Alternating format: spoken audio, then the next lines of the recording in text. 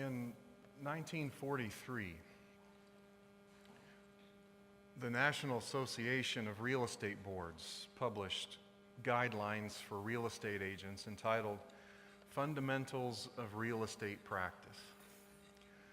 It urged realtors to take among other things, to take the neighbors into consideration when they were selling a home.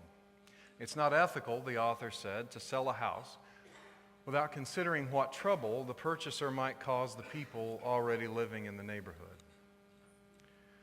As quoted in the book Urban Policy in the 20th Century, the pamphlet read, quote, "The prospective buyer might be a bootlegger who could cause considerable annoyance to his neighbors, a madam who had a number of call girls on her string, a gangster who wants a screen for his activities by living in a better neighborhood, a colored man of means who was giving his children a college education and thought they were entitled to live among whites." No matter what the motive or character of the would-be purchaser, if the deal would instigate a form of blight, then certainly the well-meaning broker must work against its consummation. Sure, things have changed in the last 75 years. Still, racism is like a Cadillac, as Malcolm X once said. They bring out a new model every year. And like a Cadillac, the new model is usually just a redesign of the old one.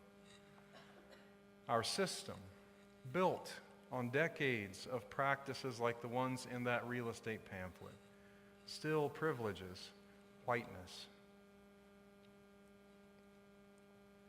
Harvard economics professor, and I have to say, I'm going to mispronounce this man's name. I worked all week and didn't find the right pronunciation. I apologize. Professor Sindel Mullainathan offers proof of privilege in his article, The Measuring Sticks of Racial Bias, in last Sunday's New York Times. He talks about a study he conducted in which he and his research partner sent out thousands of resumes to companies with job openings. They randomly assigned some resumes with traditionally white-sounding names, and the example he gave was Brendan, and some with traditionally African-American sounding names, and the name he gave as an example was Jamal. Statistically identical resumes.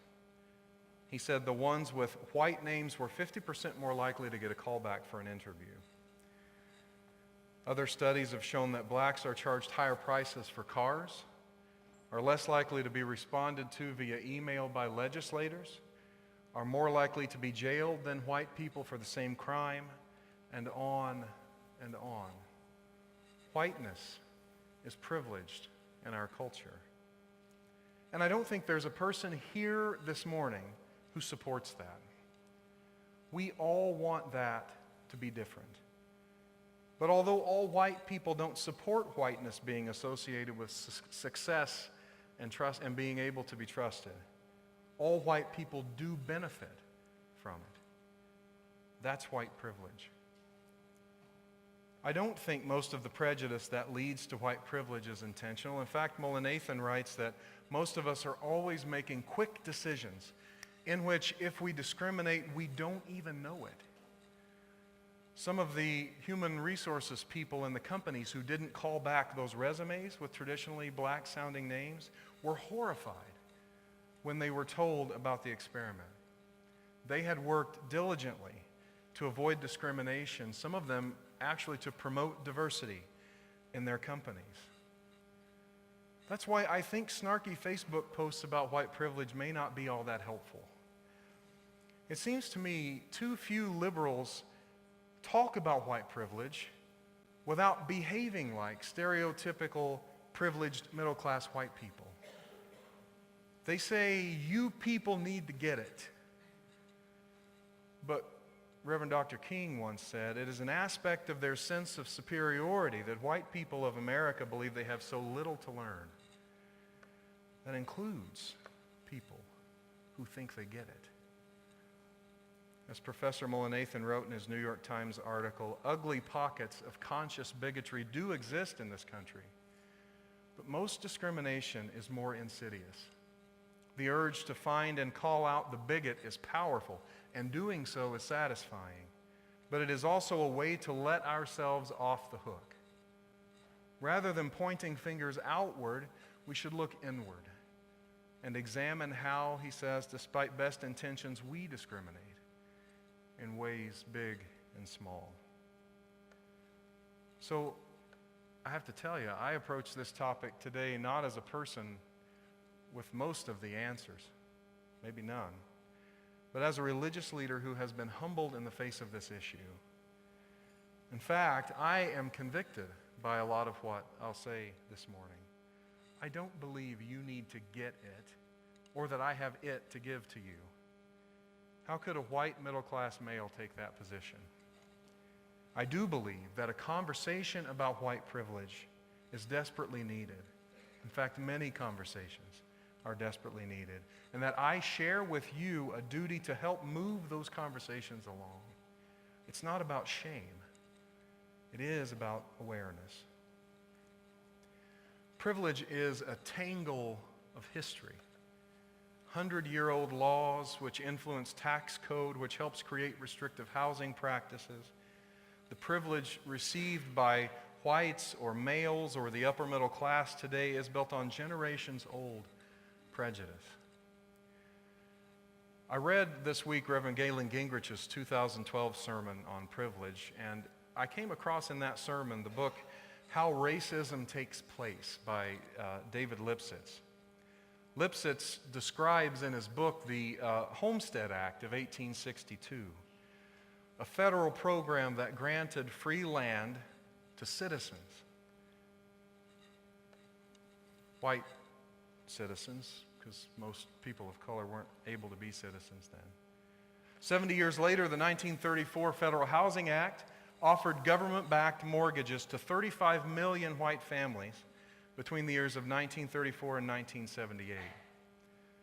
There is a well-documented history of systematic exclusion of black families from the program.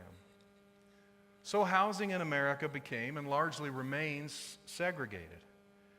Money and property placed in the hands of white families passed down from generation to generation, contributing to a black-white wealth gap that in the U.S. persists today.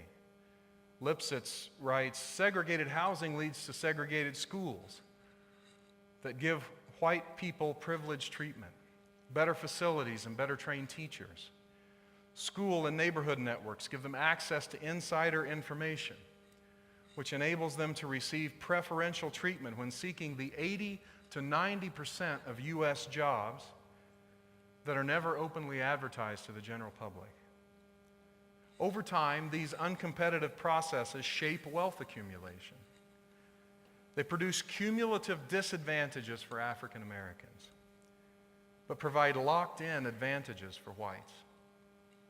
Even more importantly, nearly every significant decision made since then about urban planning, education, development, transportation, taxes, housing, and health care has served to protect the preferences, privileges, and property that whites first acquired from an expressly and overtly discriminatory market. End quote. Lipsitz's title, How Racism Takes Place, is deeply meaningful. He asserts that this built-in advantaging of whites creates racialized spaces. People do not set out to segregate themselves. Our cultural use of space is a force in creating segregation.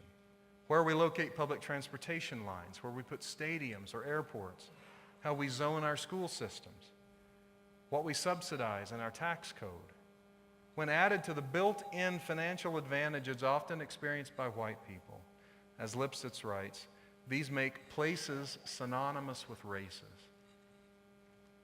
And neighborhoods which are traditionally linked to a certain ethnicity, in part because of the long history of disadvantages faced by some of the folks who live there, become prime locations for toxic dumping grounds, noise pollution from airports, or just as often, these neighborhoods are created near those dangers in the first place.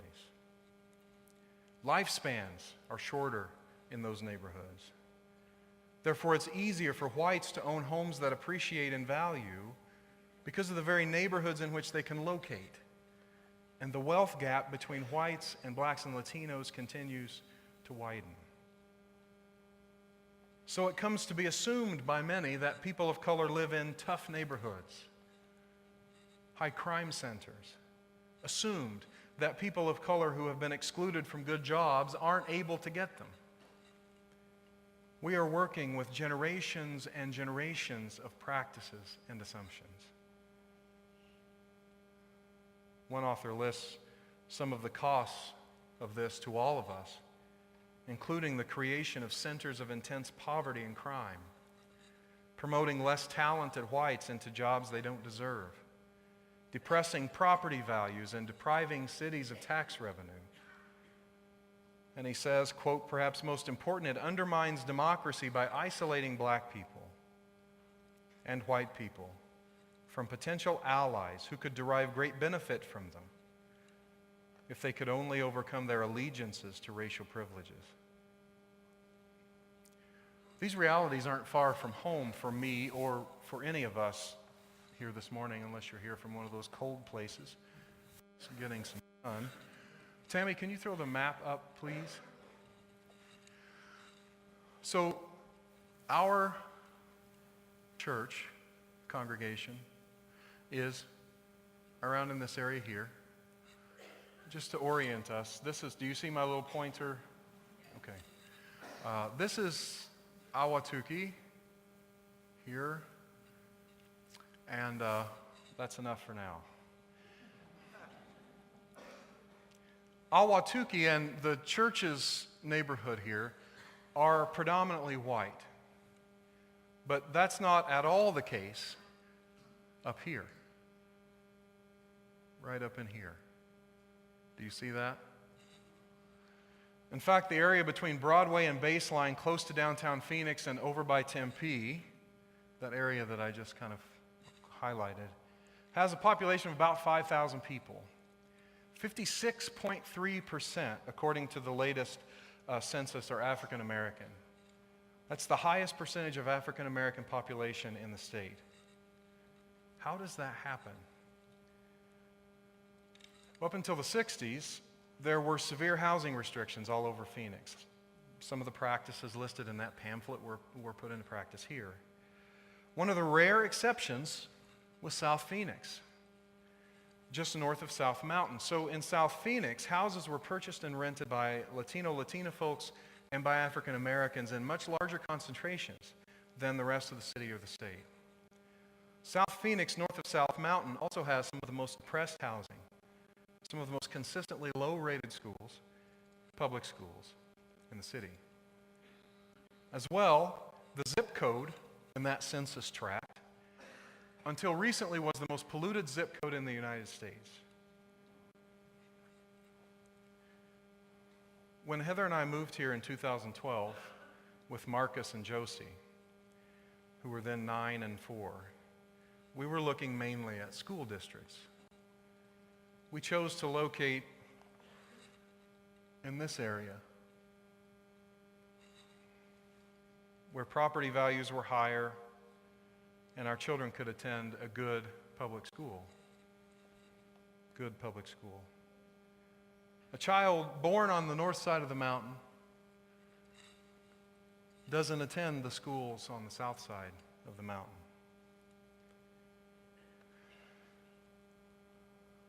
I'm not saying that we should place our children in the worst schools we can find. In fact, we have a duty to do the best by our children that we can.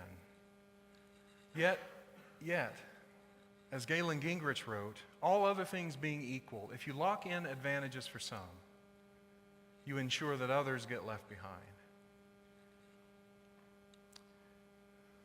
It's hard to know what to do with all this. One thing is certain, some of us here this morning don't feel privileged at all. Maybe you're struggling. But still, here we are, this amazing Arizona morning, surrounded by loving, passionate people Maybe you have a degree or are working on one. Maybe you live in a neighborhood from which you can travel easily to a market with fresh fruits and vegetables. Maybe you can make that trip in your car. There is much for which to be grateful. And I'm going to quote Galen Gingrich again. I need to send him a letter after this. Some of us were born, he says, in better places than others, infinitely closer to achieving the things human beings aspire to achieve. We were fortunate. That's all. We just happened to land where we did. An ethic of gratitude insists that we acknowledge our good fortune and take personally our duty to ensure that good fortune is possible for others as well. So let us add to gratitude, which we Unitarian Universalists talk quite a bit about. Let us add to gratitude responsibility. We have a moral responsibility to work toward a world in which the advantages given to some are available to more and more. There are things we can do. Work to become more comfortable talking about your privilege. Sending it underground only keeps the problem, feeds the problem. Have a conversation with someone who's in a bad spot, someone you might otherwise have just walked by. Contact your legislator. What I believe will have a long-term effect is people of all ethnicities and creeds first being together in the same space, building relationships, having conversations, overcoming the racialization of space in our country, and then going out together and still in conversation to do the work. That's long-term work, but it's work that we can do. And it's work that we have the resources, spiritual and otherwise, to take on. As the Talmud says, you are not obligated to complete the work, but neither are you free to abandon it. Let us resolve to keep ourselves to the work. Amen.